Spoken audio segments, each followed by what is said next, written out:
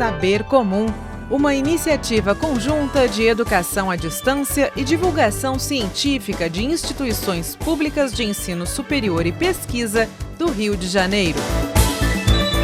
Continuando a enveredar pelo estudo da democracia e do pensamento político moderno, hoje vamos entender como funcionam as instituições de justiça. Na manutenção do equilíbrio entre direitos individuais e coletivos, existem dois atores políticos de extrema importância: o Poder Judiciário e o Ministério Público.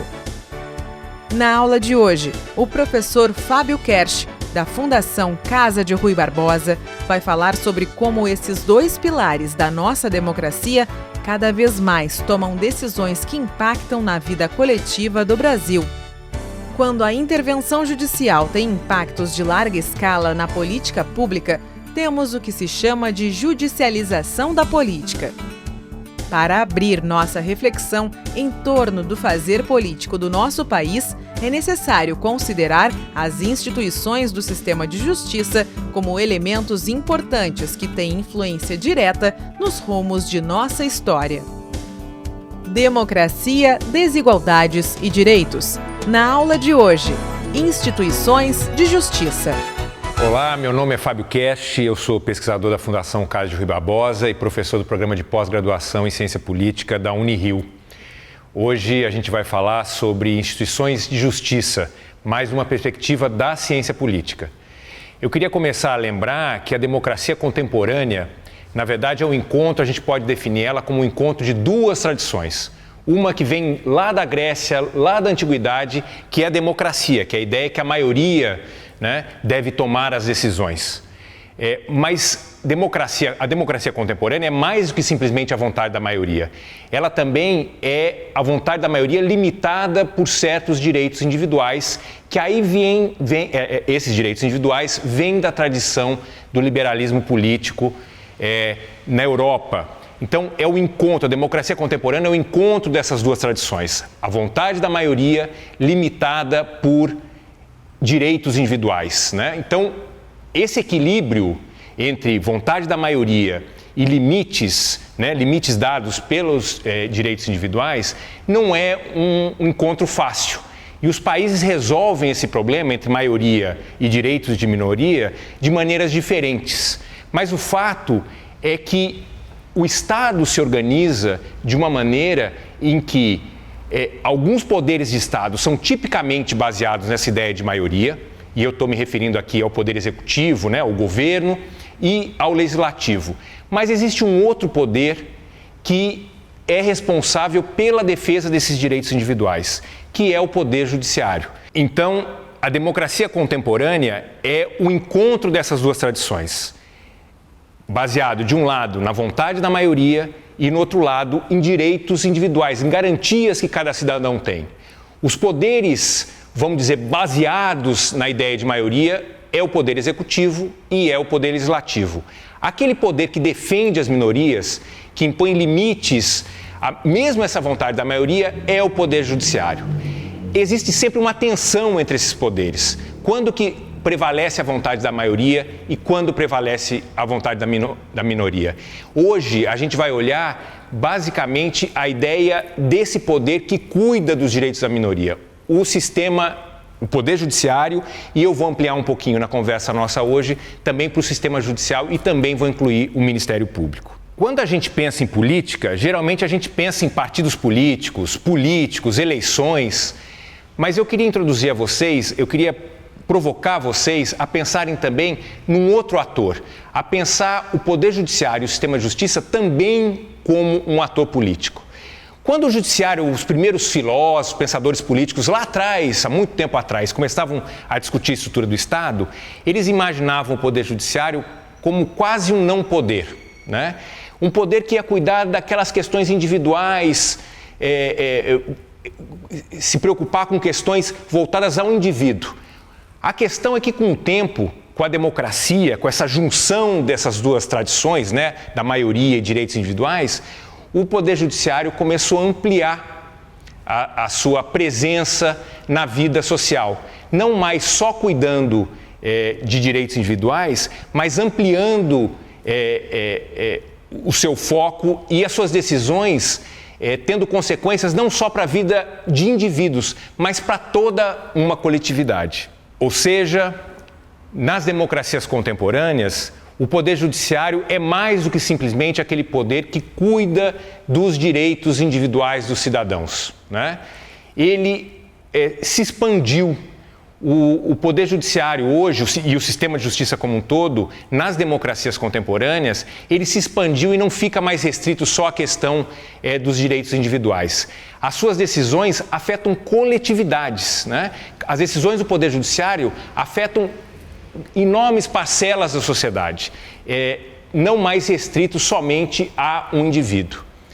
Uma maneira de se fazer isso, uma maneira mais visível que o poder judiciário afeta a vida de todos, é por meio do controle da constitucionalidade das leis. Ou seja, em vários países, hoje, na verdade, mais de 100 países adotam esse sistema, existe uma corte ou uma instância do Poder Judiciário encarregado de verificar se uma lei decidida pelo Legislativo ou até pelo Executivo, ela está de acordo com a Constituição. Então, a Constituição é uma espécie de pacto que tem lá previsto esses direitos individuais, que vem dessa tradição liberal, e cabe ao sistema judicial fiscalizar se as leis emitidas pela maioria legislativa e do Executivo não ferem essa Constituição.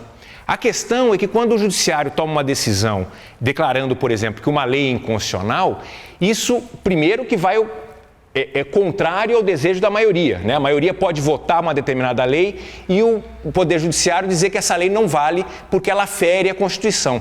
Então, esse é um exemplo, e esse é o exemplo mais flagrante, mais óbvio, da participação e do peso do Poder Judiciário na sociedade. Ou seja, mesmo que maiorias decidam determinadas coisas, cabe ao Poder Judiciário dizer se essa decisão tomada baseada na ideia de maioria, ela pode ser se transformada em lei, porque a questão é se ela respeita a Constituição.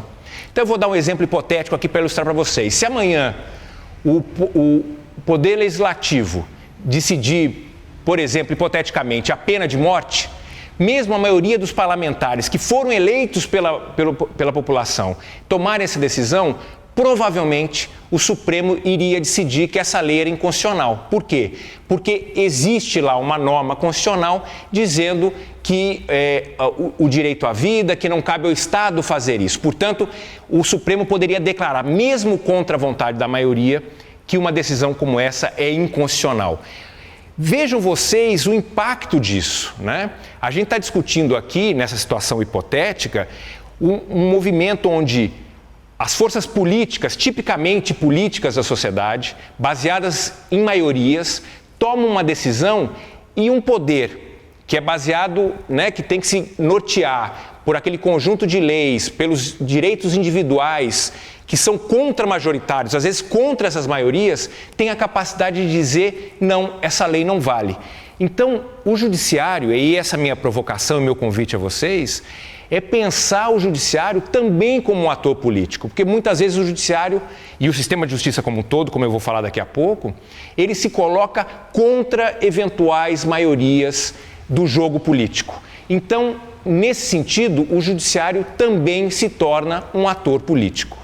Esse movimento em que o judiciário, vamos dizer, extrapola aquilo que foi pensado originalmente, né, um poder para cuidar de disputas entre indivíduos e começa a tomar decisões, às vezes, inclusive contra a maioria, e que afetam muitos, é geralmente chamado de judicialização da política.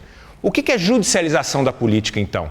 Judicialização da política é questões que tradicionalmente eram discutidas nas instâncias, nos poderes, nas esferas políticas do Estado, começam a ser discutidas pelo sistema de justiça, especialmente pelo Poder Judiciário e especialmente por uma corte encarregada da fiscalização ou de discutir a constitucionalidade de uma lei.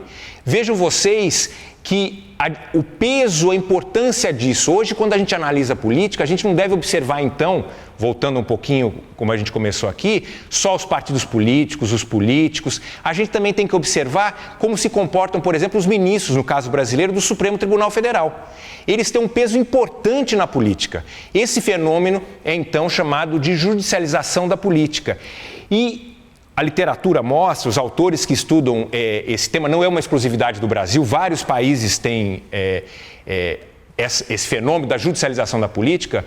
Eles vão mostrando que o tipo de decisão tomada por esses juízes, né, nessas decisões contra-majoritárias, às vezes, que vão contra, às vezes, até a vontade da maioria, elas estão se expandindo no tipo de decisão.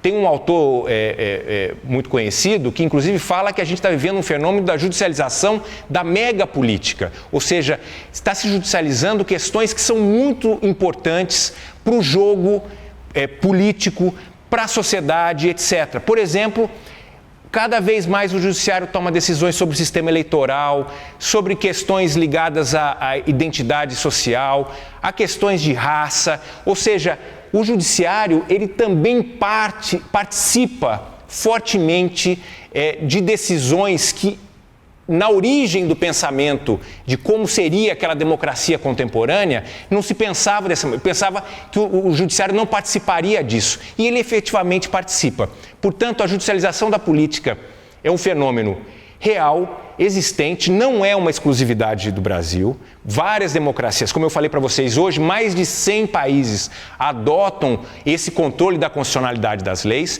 e é um fato que os juízes, né, de uma maneira geral, no caso do Brasil, especialmente os ministros do Supremo, eles também são um ator político, porque eles tomam decisões que interferem não mais o indivíduo A ou o indivíduo B, mas que interferem toda a política. Eles também são um ator político. E é isso que eu queria chamar a atenção de vocês hoje. Observem, quando vocês pensarem na política, também esse ator. Né? Não pensem a política somente como um conjunto de políticos eleitos, partidos políticos, o Congresso, a presidência.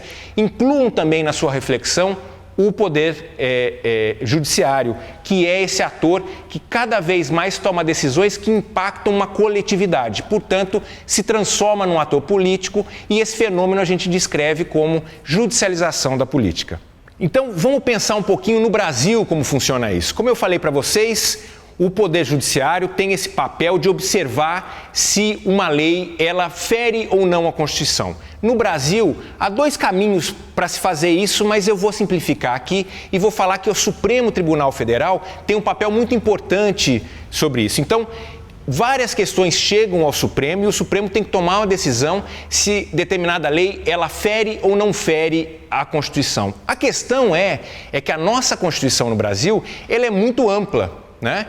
Ela tem muitos itens, o Constituinte, aqueles que fizeram a Constituição, constitucionalizaram muitos assuntos. Políticas públicas estão na Constituição. Ou seja, a gente tem aqui uma combinação no Brasil que dá mais força ainda para essa judicialização. Por quê? Porque se cabe ao Judiciário velar pela aplicação da Constituição, se as leis estão observando a Constituição, a gente, somado a isso, a gente tem uma Constituição muito ampla. Portanto, uma gama enorme de assuntos pode chegar no Supremo e cabe ao Supremo decidir se uma lei é constitucional ou não, e muitas vezes indo em contrário a uma decisão tomada por maiorias. Esse papel contramajoritário do Supremo acaba refletindo não só em indivíduos, como eu já falei, mas em toda a sociedade, reforçando a judicialização. Então, a judicialização da política no Brasil é potencializado por uma combinação desse ministério, desse judiciário encarregado desse papel, mas também combinado com uma Constituição muito ampla, permitindo que vários assuntos, diversos assuntos, inclusive de políticas públicas, acabem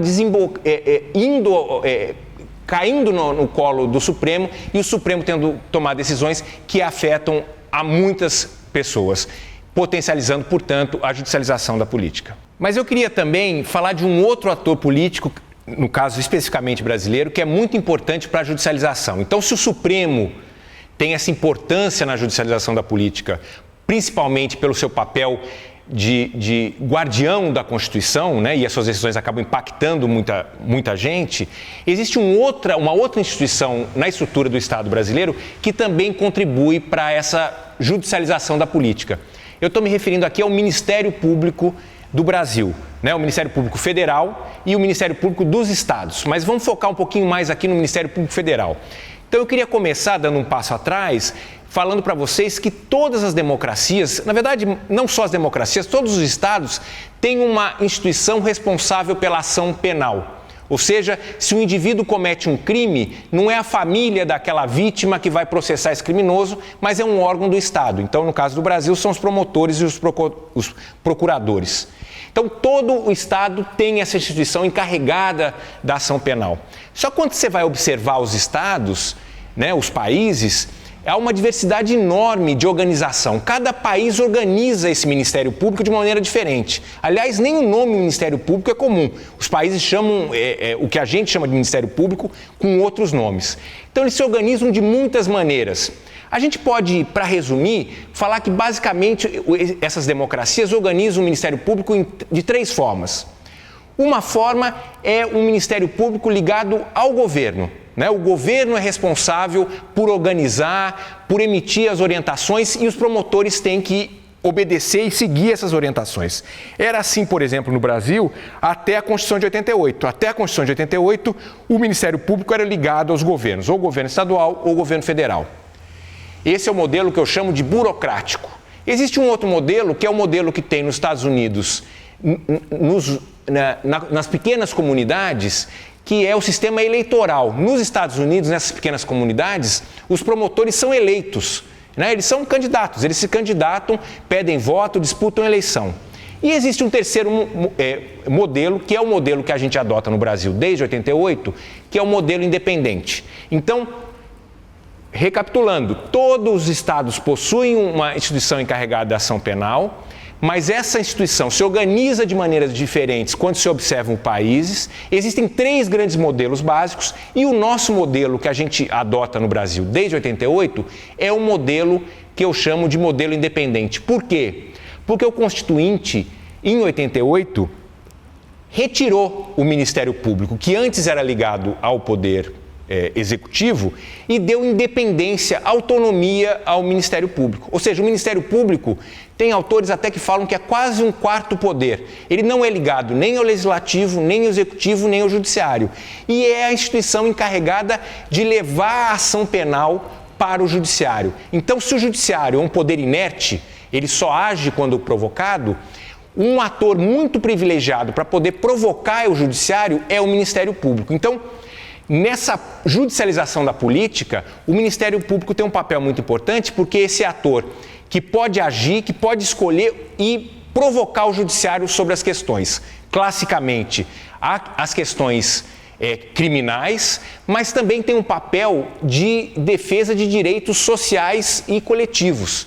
O Constituinte decidiu que o promotor, o procurador, ele deveria também fiscalizar a observância dos direitos coletivos e sociais da sociedade. Então, por exemplo, o promotor é responsável pela defesa do patrimônio público, por observar questões relativas à saúde, à educação. Todos esses direitos coletivos também são de responsabilidade do Ministério Público. Então, o Ministério Público pode transformar isso em questões judiciais, por meio de uma ação civil pública, e provocar o Judiciário.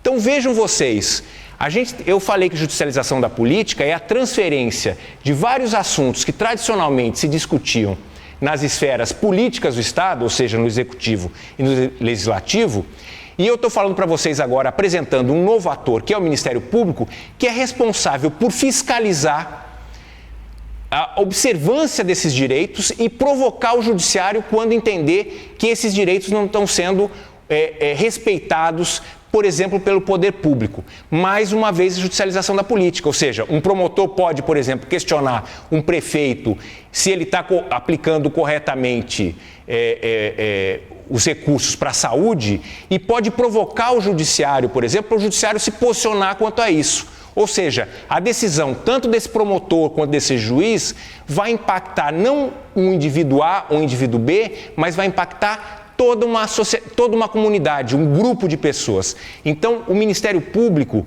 também é um ator, especialmente nesse modelo do brasileiro, que é o modelo independente, é também um ator que potencializa essa judicialização da política, porque ele leva ao judiciário questões que antes, tradicionalmente, se pensavam ser de responsabilidade exclusiva dos atores políticos estrito sensu, parlamentares, o presidente, o prefeito, o governador. Eles pegam assuntos que eles entendem que o poder público não está fazendo corretamente, questionam o judiciário tem que tomar decisões impactando a vida de muitos. Mais um exemplo, portanto, da judicialização da política. Então, como eu falei para vocês, essa judicialização no Brasil ela é potencializada pela participação também do Ministério Público. Então, quando vocês observarem a política, pensarem na política, eu estou convidando vocês a incluírem 2 novos atores nas suas reflexões. Quer dizer, a gente pensar a política não só como aquilo feito por parlamentares, por deputados, por senadores, pelos prefeitos, pelos governadores, pelo presidente, mas também feito por promotores, por procuradores, por juízes, por ministros do Supremo. Porque cada vez mais questões tradicionalmente pensadas ou tradicionalmente discutidas nas esferas político-partidárias do Estado estão migrando para a esfera do sistema de justiça. Por um lado, pelo papel do Ministério Público, que seleciona esses assuntos e provoca o Judiciário, e outro pelas decisões do Judiciário que impactam coletividades. Mas também essa judicialização da política no Brasil tem outra perna muito importante que todo mundo deve estar acompanhando. Porque a gente está falando aqui muito da judicialização basicamente de direitos e de políticas públicas, né? Mas existe também um outro papel que está sendo tem muita visibilidade no cenário político agora, que também, de certa forma, é um aspecto da judicialização da política, que é o combate à corrupção. O Ministério Público, entre outras atribuições, é também de combater a corrupção. Então, uma vez identificada a corrupção, provocar o judiciário em relação a isso. Então, a gente tem um sistema de justiça que tem uma atuação muito forte na defesa de políticas públicas, um judiciário que não mais atua somente sobre direitos individuais, mas cada vez mais sobre direitos coletivos, sobre questões sociais e suas decisões impactando parcelas enormes da sociedade brasileira, reforçando esse aspecto da judicialização da política, mas também eu estou chamando a atenção aqui de um outro fenômeno muito recente, muito evidente nos últimos anos, que para além da judicialização da política, o que eu também chamaria de criminalização da política, ou seja, uma atuação muito marcada do Ministério Público e do Poder Judiciário em relação aos políticos para um combate à corrupção. É lógico que isso também representa muitos problemas, como a gente sabe, Porque como esses promotores e juízes às vezes têm muita liberdade de atuação, às vezes o critério que eles utilizam para político A ou político B não são claros. Mas eu queria chamar a atenção, de qualquer maneira, que isso também faz parte dessa importância e dessa judicialização da política. Então, a gente tem esse caldeirão formado especialmente no Brasil, e é isso que eu estou querendo chamar a atenção de vocês. Não pensar mais a política somente naqueles atores tradicionais, parlamentares, governadores, prefeitos, o presidente, mas incluir na reflexão política também esses atores judiciais, juízes, os ministros do Supremo, promotores, procuradores do Ministério Público.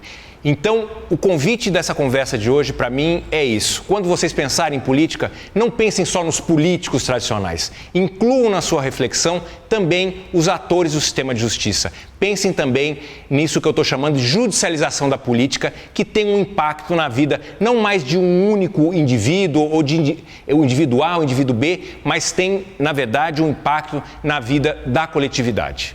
Então, para recapitular, o que a gente viu hoje? A gente viu que aquele judiciário pensado como um ator para a defesa de direitos individuais, ele foi crescendo ao longo do tempo nas democracias, não é um fenômeno só brasileiro, e interfere ou toma decisões que impactam toda uma sociedade.